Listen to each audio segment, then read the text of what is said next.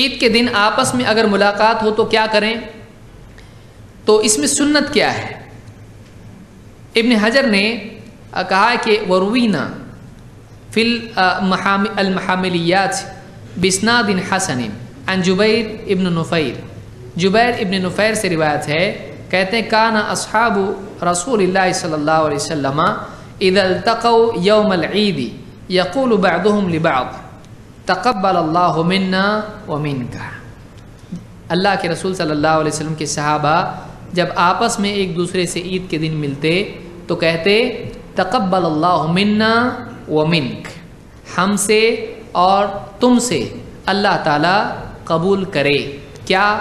جو بھی عبادت رمضان کی یا آج کے دن کی ہم نے کی، اللہ وہ عبادت قبول کرے۔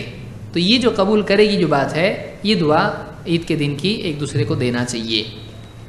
اس کو ابن حجر نے فتح الباری میں روایت کیا، اس کی مختلف روایات ہیں، میں ایک مثال کے طور پر ذکر میں نے کی ہے۔ اسی طرح سے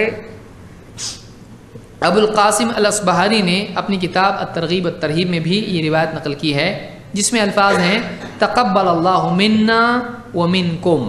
تو کوئی آدمی تقبل اللہ منا ومنک بولتا ہے تب بھی ٹھیک ہے، کوئی آدمی تقبل اللہ منا ومنکم بولتا ہے تب بھی ٹھیک ہے۔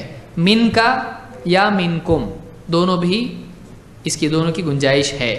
تمام المنہ میں شیخ الالبانی نے اس کو ذکر کیا ہے۔